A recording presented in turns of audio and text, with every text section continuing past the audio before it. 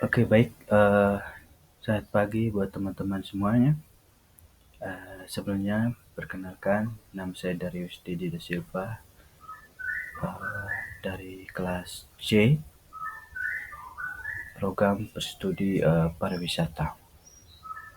Hari ini saya akan menjelaskan materi tentang mewawancarai kandidat.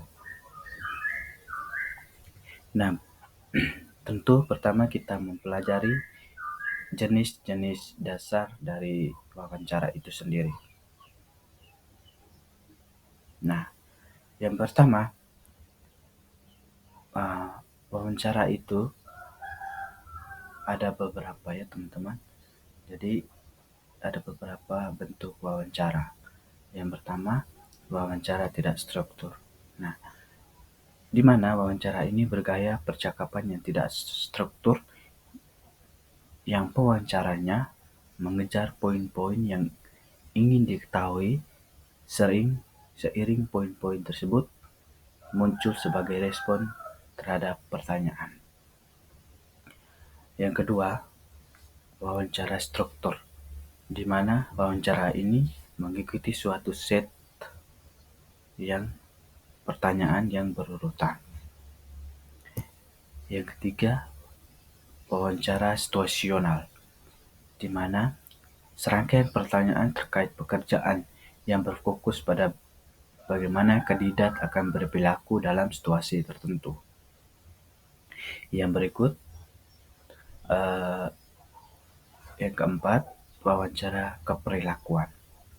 Serangkaian pertanyaan pekerjaan yang berfokus pada bagaimana kandidat bereaksi terhadap situasi aktual di masa lalu. Yang kelima, wawancara terkait dengan pekerjaan, di mana serangkaian pertanyaan terkait pekerjaan yang berfokus pada perilaku terkait pekerjaan yang relevan di masa lalu. Oke, yang berikut, yang keenam, yaitu wawancara stres. Wawancara stres yang mana pelamar dibuat tidak nyaman dengan serangkaian pertanyaan yang cakap kali sasar. Teknik ini membantu mengidentifikasikan pelamar yang hipersensitif dan mereka yang mempunyai toleransi stres rendah atau tinggi. Yang ketujuh, wawancara berurutan tidak struktur. Setiap wawancara umum hanya mengajukan pertanyaan yang terlintas atau membentuk opini independen setelah mengajukan pertanyaan yang berbeda. Yang kedelapan, wawancara berurutan struktur. Nah, dalam wawancara ini yang mana pelamar diwawancarai secara berurutan oleh beberapa orang yang masing-masing memeringkat pelamar tersebut pada sebuah formulir standar. Yang kesembilan, wawancara panel.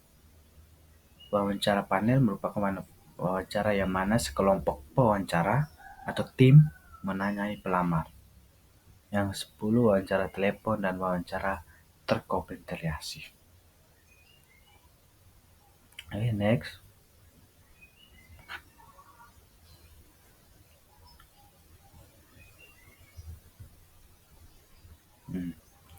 Nah, di dalam wawancara ada 3 hal yang membuat wawancara itu merasa lebih berguna. Jadi ada 3 hal. Yang pertama, menggunakan wawancara situasional terstruktur. Yang kedua, ketahui apa yang akan ditanyakan. Yang ketiga, berhati-hati agar tidak melakukan kesalahan saat wawancara. Oke. Yang berikut, kesalahan yang dapat mengurangi kegunaan wawancara. Itu mencakup beberapa hal. Yang pertama, kesan pertama, penilaian seketika sering dilakukan oleh pewawancara dalam melakukan sebuah kayak kesimpulan. Yang kedua, ketika beberapa menit wawancara atau bahkan belum mulai melakukan wawancara, tidak mengklarifikasi apa yang dibutuhkan. Itu. Yang ketiga, pekerjaan pewawancara tidak mempunyai gambaran yang akurat ya mengenai apa yang dimintai oleh pekerja dari jenis kandidat seperti apa yang paling baik untuk pekerjaan-pekerjaan tersebut. Nah, yang kelima, urutan kandidat, kontras, dan tekanan untuk merekrut uh, karyawan, begitu contohnya. Yang keenam, kesalahan penilaian pada pihak pewawancara, mewawancarai satu atau lebih kandidat yang sangat baik atau sangat buruk, uh, lebih tepat yang sangat baik dan sangat buruk tepat sebelum wawancara tersebut. Artinya, artinya begini teman-teman, urutan Anda menemui pelamar mempengaruhi bagaimana Anda menilai mereka. Oke, next. Perilaku nonverbal dalam manajemen impresi.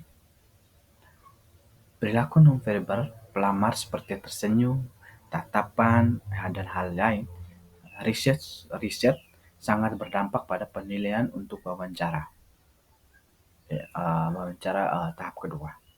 Sementara manajemen impresi merupakan tindakan pelamar untuk mengambil hati untuk membujuk pewawancara tersebut untuk menyukai mereka. Nah, misalnya, kandidat memuji pewawancara atau tampak setuju dengan pendapat mereka. Nah, yang berikut pengaruh karakteristik personal, daya tarik, gender, dan ras. Sayangnya, atribut fisik seringkali mempengaruhi penilaian dalam wawancara seperti menghubungkan penampilan yang menarik, yang lebih menguntungkan dalam kehidupan yang lebih sukses.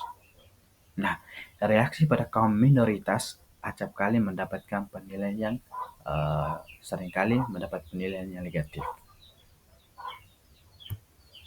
Next. Nah, yang berikut merancang wawancara situasional struktur. Itu ada beberapa hal. Yang pertama, menganalisis pekerjaan. Yang kedua, memeringkat tugas-tugas utama dalam pekerjaan. Yang tiga, buatlah pertanyaan wawancara. Yang keempat, buatlah jawaban bookmark. Yang kelima, tujuklah panel wawancara dan lakukan wawancara tersebut. Next. Melakukan wawancara yang efektif, teman-teman. Jadi ada wawancara yang efektif. Jadi wawancara efektif itu meliputi yang pertama, pastikan Anda mengetahui pekerjaan tersebut. Yang kedua, buatlah struktur wawancara tersebut. Yang tiga, buatlah terorganisasi. Yang ketiga, banguni hubungan. Yang keempat, ajukan pertanyaan. Yang keenam, buatlah catatan singkat yang tidak menarik perhatian selama wawancara, selama Anda mewawancarai narasumber. Yang ketujuh, tutup wawancara. Yang kedelapan, tinjauan wawancara tersebut. Next. Mengembangkan dan memberikan penawaran pekerjaan. Itu ada dua hal. Yang pertama, negosiasi. Itu tentu tingkat bayaran, tunjangan, tugas pekerjaan, dan aktual. Ya. Yang keenam, surat kontrak kerja. Jadi setiap kita mau memasuki di dalam dunia kerja, itu kita harus menegosiasi dengan kayak gaji, apa tunjangan yang didapatkan, atau apa pekerjaan kita pada saat apabila kita diterima di situ di perusahaan tersebut, dan surat kontrak kerja berapa lama kita harus mengabdi di perusahaan tersebut. Oke, next. Nah, yang berikut pelatihan dan pengembangan karyawan. Next, ya, orientasi. Nah, employment orientation memberikan karyawan baru informasi latar belakang mendasari mengenai perusahaan tersebut sehingga karyawan tersebut dapat menjalankan fungsinya. Nah, yang kedua, SDM mendesain supervisor yang melakukan orientasi tersebut. Next. Nah, tujuan orientasi, di mana ada beberapa tujuan orientasi, teman-teman. Yang pertama, membuat karyawan tersebut merasa diterima dan merasa seperti dia menganggap bahwa itu rumahnya sendiri dan sebagian dari timnya sendiri.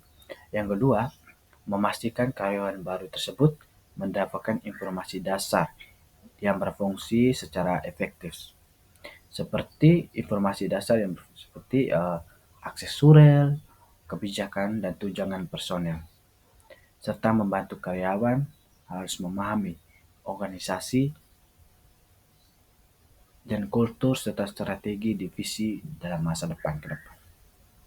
Yang berikut, mulai mensosialisasikan orang tersebut ke dalam kultur perusahaan dan cara mereka bekerja.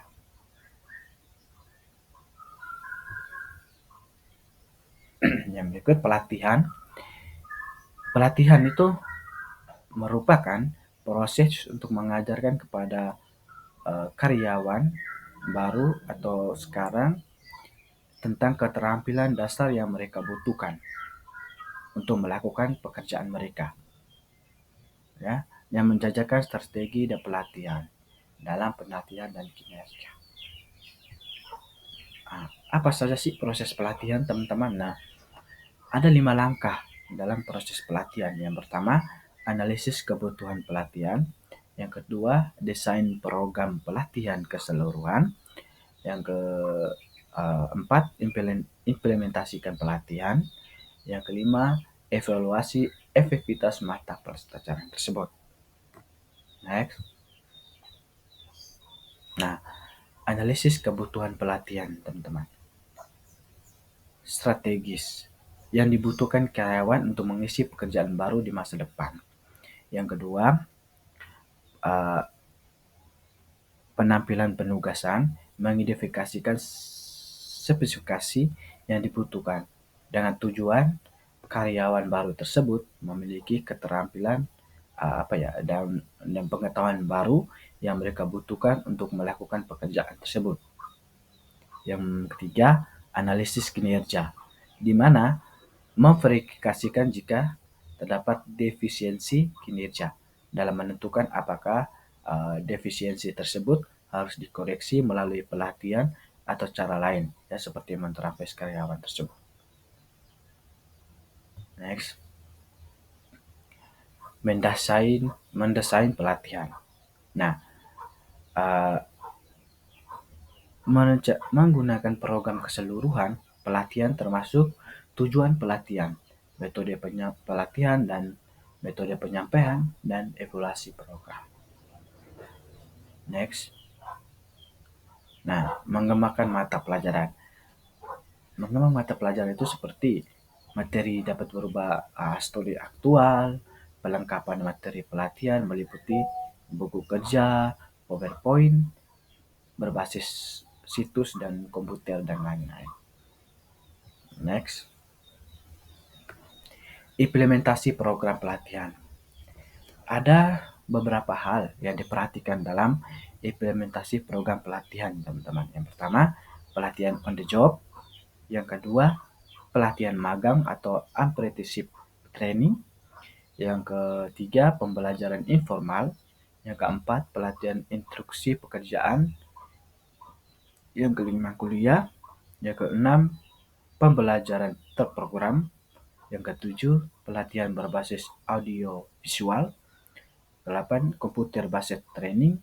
9. Teknik pelatihan seumur hidup. 10. Virtual classroom. Yang berikut pembelajaran web. Next. Pengembangan manajemen.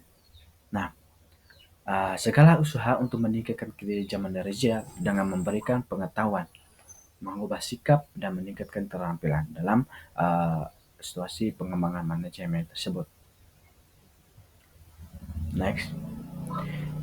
Bagaimana sih proses pengembangan manajemen? Nah, ada beberapa hal, teman-teman. Yang pertama, menilai kebutuhan strategis perusahaan. Yang berikut, menilai kinerja dan keterampilan manajer yang ada. Yang berikut, mengembangkan manajer tersebut. Next. Metode pengembangan manajemen. Nah, ada beberapa metode yang harus dilakukan dalam pengembangan manajemen. Yang pertama, rotasi pekerjaan, memindahkan manajer dari dep satu ke dep lainnya untuk memperluas pemahaman. Yang kedua, pembelajaran tindakan, memberikan waktu bekerja bebas kepada manajemen atau manajer untuk menganalisis dan memecahkan permasalahan di perusahaan tersebut atau departemen lain. Yang ketiga, metode studi kasus. Yang keempat, permainan manajemen. Ya, sekian dari saya. Itu tentang materi tentang wawancara kandidat dan pelatihan manajemen pengembangan. Sekian dari saya. Thank you. Terima kasih.